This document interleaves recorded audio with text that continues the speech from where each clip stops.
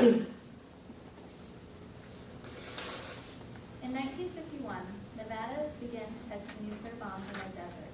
I Love Lucy episodes begin on CBS, the Cold War is ongoing, and the Hepburn look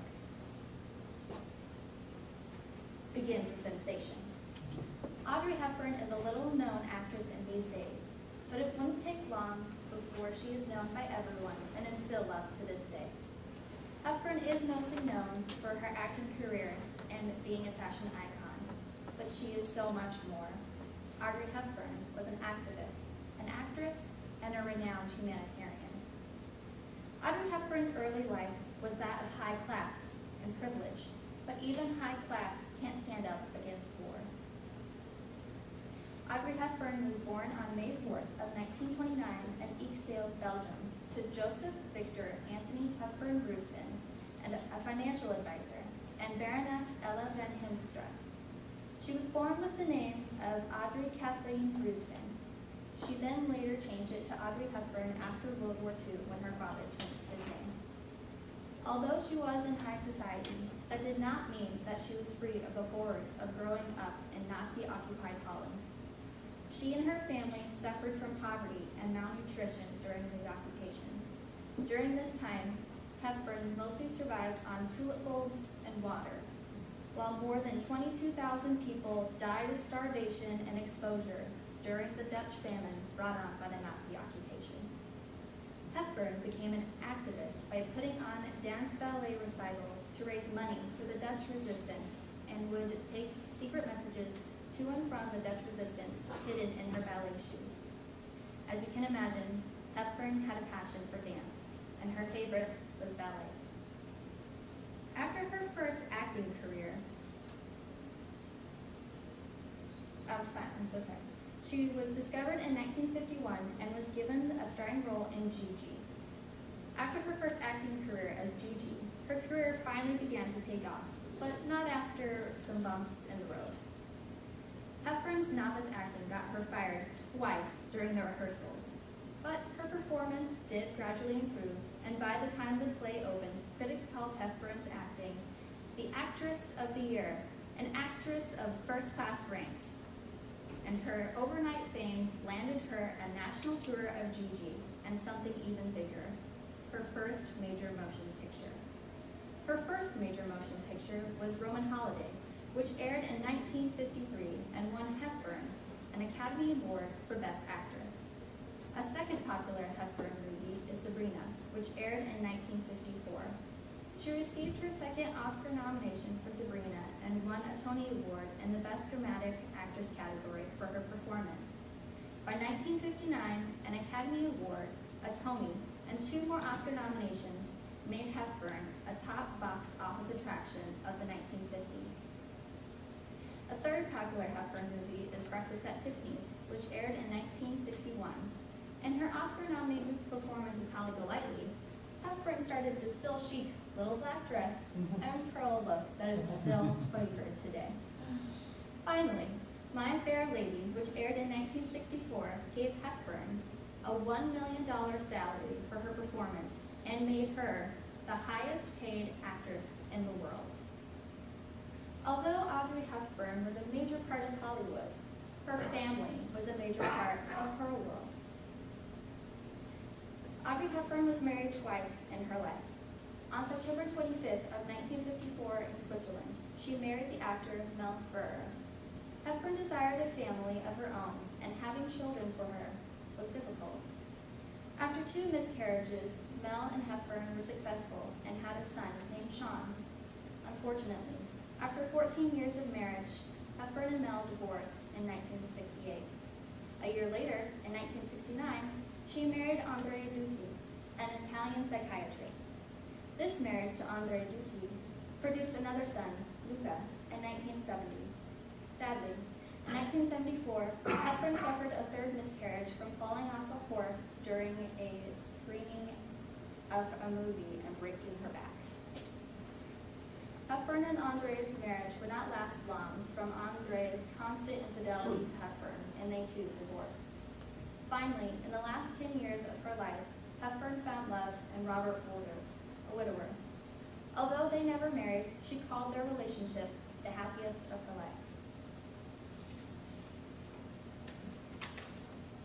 After many years of being a sought-after actress, Hepburn decided to help those less fortunate. She is quoted saying, "As you grow older, you will discover that you have two hands, one for helping yourself and the other for helping others."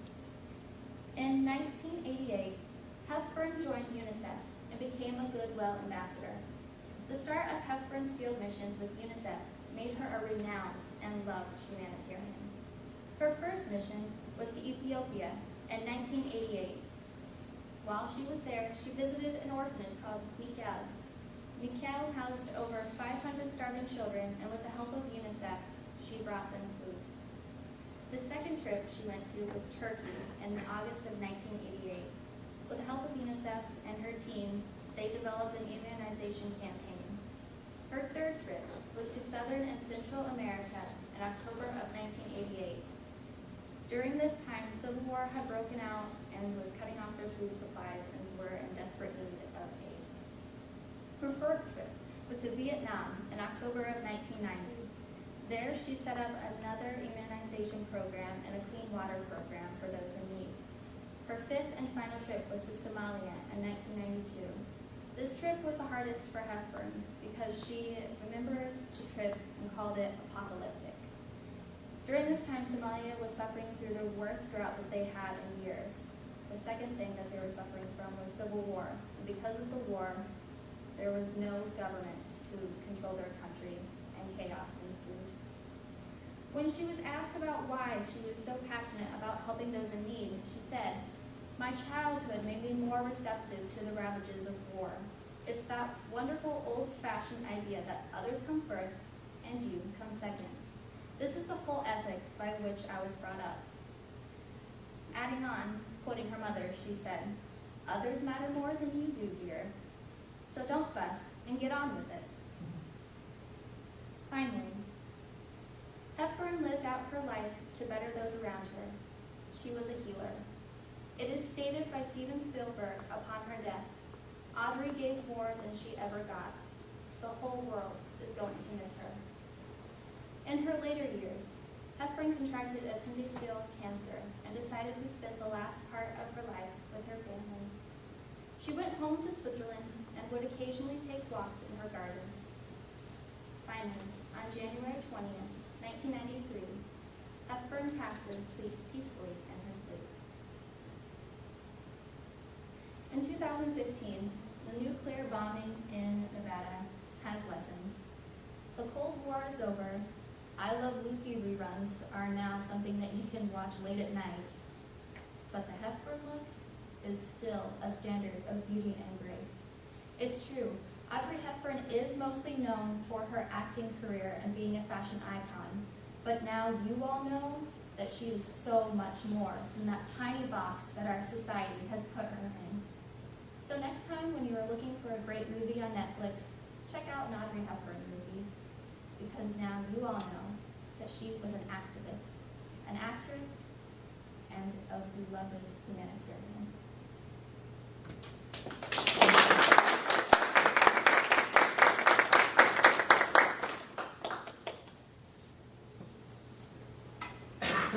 Sarah, how did you discover her, and what made you interested in doing a full-blown research project on her? I have always had a love for Audrey Hepburn. It started when I was 9. My sister brought home breakfast at Tiffany's, and at the time I didn't understand it, and I thought it was really boring because it was black and white. And well, at the time it was black and white. I think she got like an older one or something. But I didn't get it, and then I watched it again, and I came back to like my senior year, and I just fell in love with it, and I loved how. Honestly, I fell in love with like how she looked and like she was beautiful and like what she wore. But then I started looking into like what she was more into, and I found out that she was this humanitarian and she did all these amazing things with her life, and no one knows about it. Like I talk about it with my friends, and they'd be like, "What? Who are you talking about? Audrey Hepburn? No, she doesn't do that."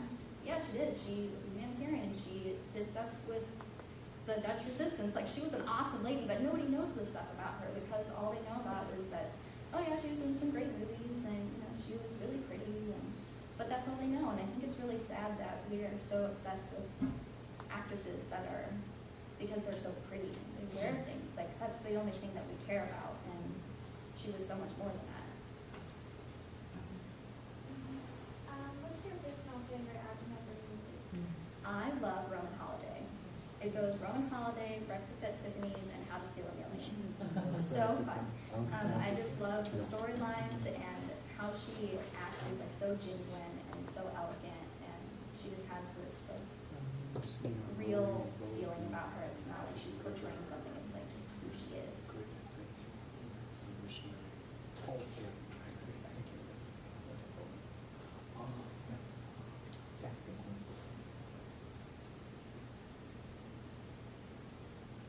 Did she suffer from Parkinson's in the latter days of her life? No, she didn't. Okay.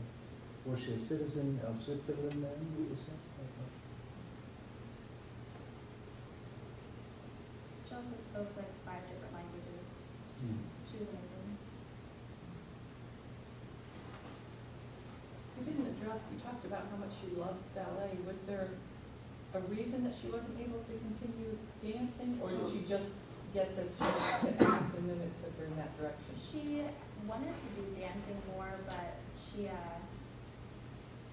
got the chance to act and she took it and she was like, okay, I'll try it out, but I would rather be a dancer, but she tried it and there was more money in it.